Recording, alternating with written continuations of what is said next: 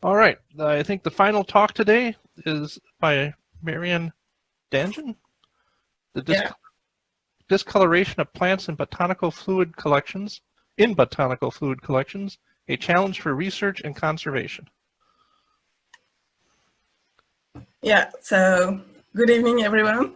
I would like to also to thank every organizers of this conference today.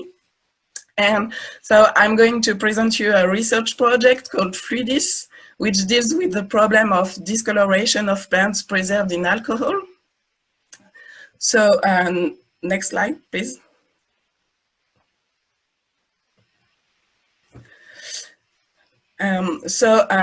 We are a team of 3 persons working on this subject, and it is a partnership between several institutions, namely Botanical Museum of the University of Zurich, Botanical Garden of Neuchâtel, and the Research and Development Department of the HER Conservation Restoration Institute.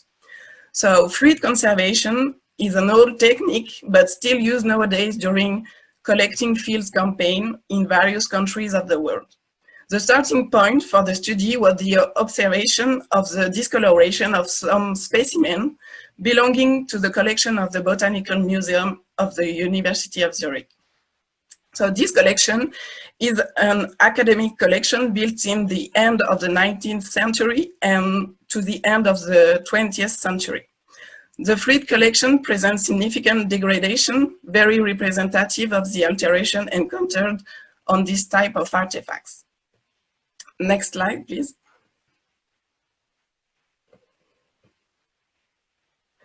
So the practical issue that we wanted to address with this research project is the discoloration of the specimen.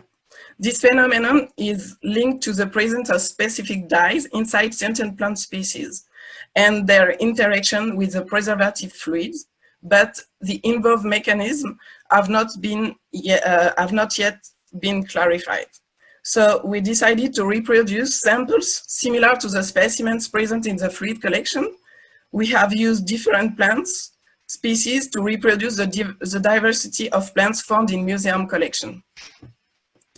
We wanted to test different fixative and preservative solutions, some still in use today, to verify if the discoloration could be due to an incorrect procedure for fixing the specimen or to the nature of the plants. So fixation is a process that keeps tissues in a fixed state to prevent them from degrading or continuing a biochemical reaction. Next slide, please. So we wanted to determine the influence of the traditional recipes and modern proposals for fluid formulations. With this in mind, we choose 2 fixative, FAA, a solution of formaldehyde, ethanol, and acetic acid, and formaldehyde alone, and 4 preservative products, so ethanol 70%, rum, formaldehyde, and glycerol. The latter being the new proposal to avoid this use of dangerous, flammable, or toxic products. As you can notice, formaldehyde is used both as fixing and preservative solution. Next slide, please. So we decided to use different analytical techniques to evaluate the physical properties, the color, and the composition with spectroscopic and chromatographic techniques of the discoloration phenomena. So we carried out a visual control by photographic documentation, taking pictures regularly at 1, 2, 3, and finally to 91 days. In parallel, we carried out color measurements every day during the first 5 days, once a week during 7 weeks, and every 2 weeks until 3 months. For this, a portable colorimeter, X-Rite, equipped with a stand and a cell for liquid measurements, has been used. So we put 5 milliliters of the preservation liquid were collected for the colorimetric analysis and then put back in the jar. Data are analyzed for color and luminosity comparison. The first results show that the discoloration varies according to the type of the plant, the fixing product, and the preservative fluid. There is therefore no miracle liquid that can preserve the color of all plants. With glycerol, a physical deformation has been observed on specimens with a large volume, such as red kohlrabi or pepper. Further experiments with this fluid will be performed.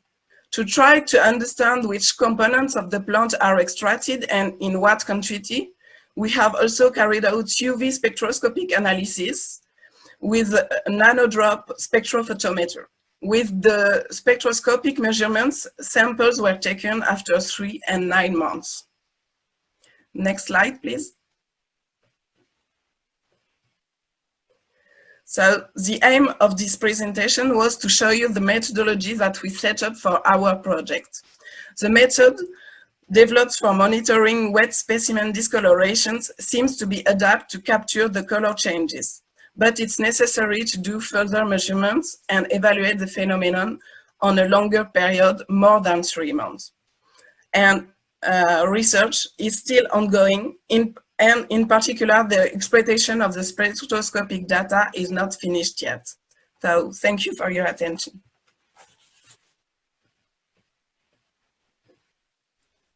Thank you. Excellent. Lots of information. And I love the chart showing the different color in the fluids. We look forward to hearing what your conclusion is about the best method for preventing discoloration.